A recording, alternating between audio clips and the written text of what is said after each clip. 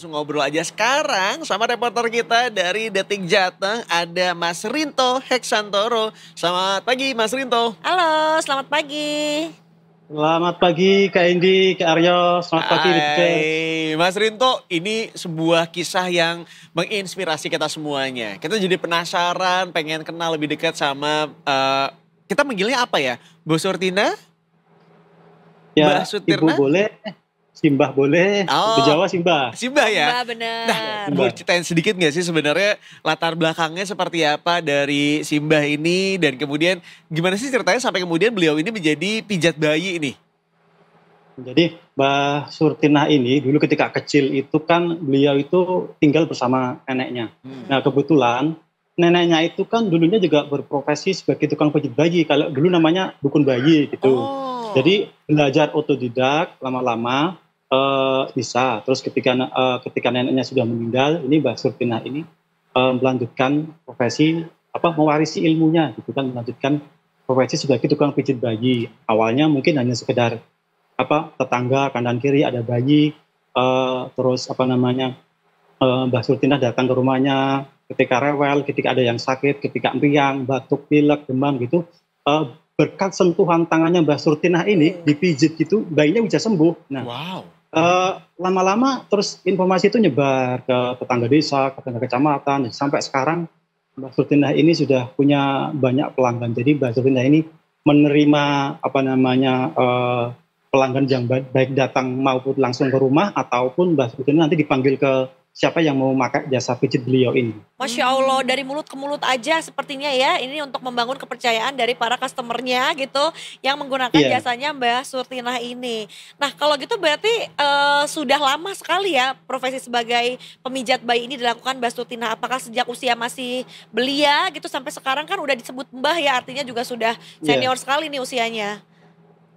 Ya kalau belajar pijitnya memang sudah dari kecil ya, cuman beliau bisa dikatakan sebagai ahli pijit, tukang pijit itu sejak 28 tahun yang lalu.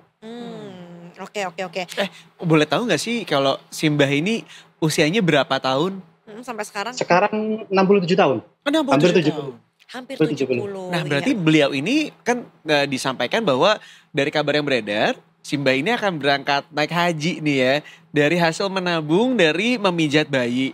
Nah berarti menabungnya dari sejak umur berapa nih, Mas?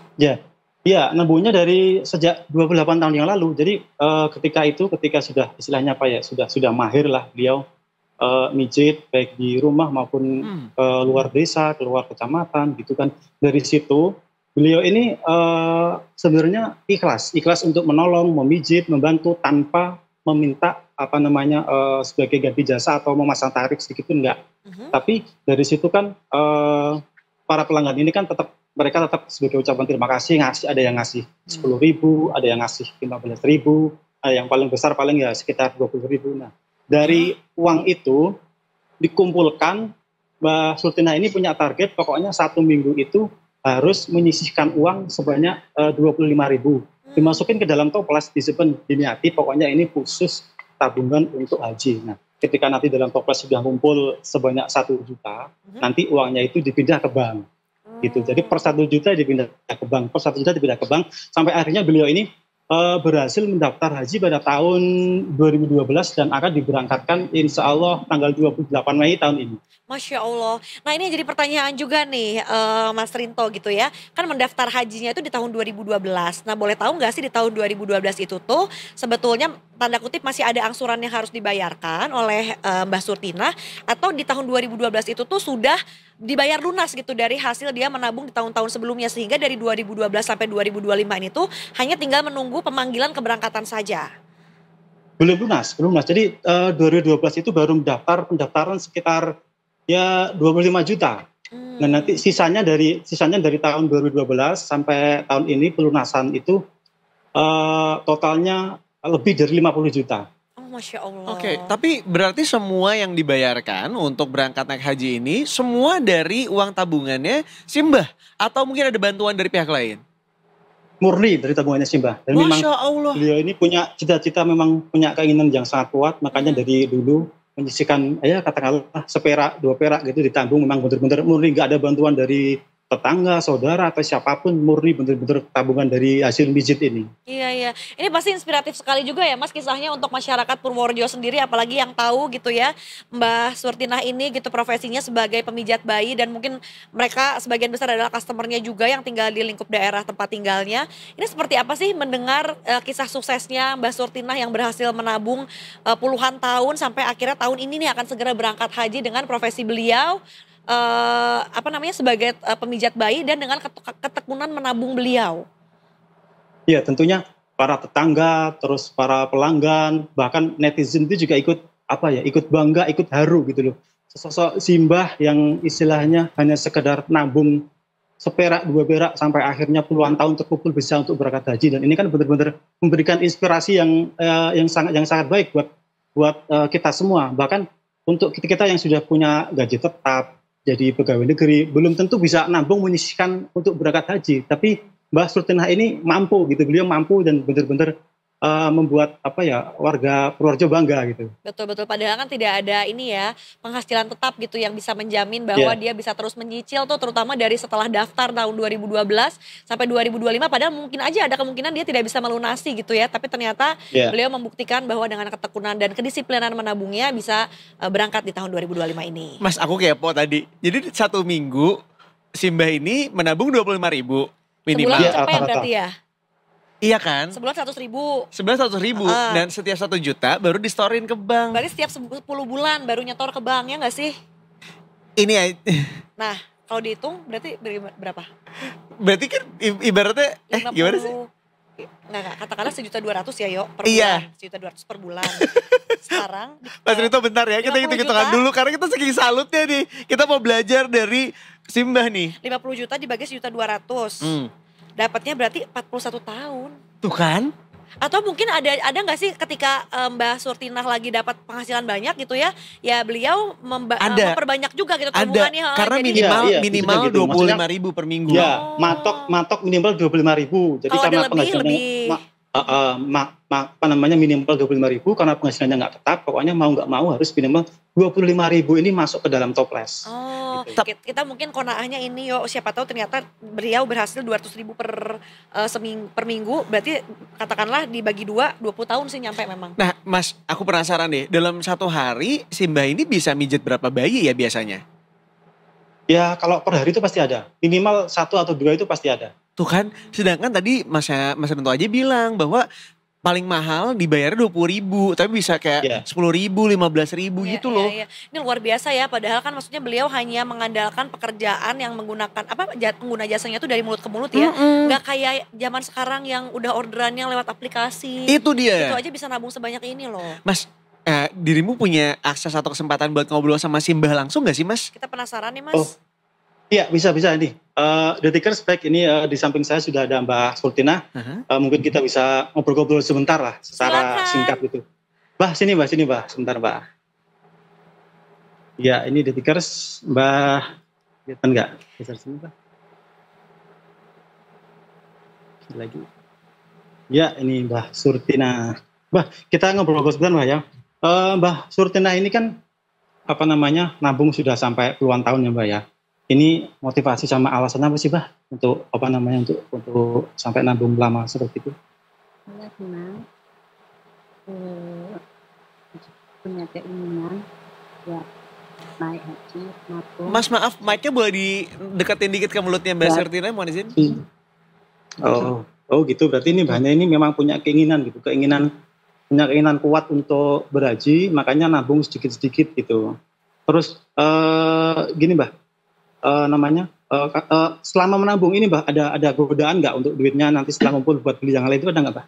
Enggak, buat nabung, buat itu naik haji aja gitu. Oh khusus buat naik haji gitu ya? Buat naik haji. Ya. Oh gitu.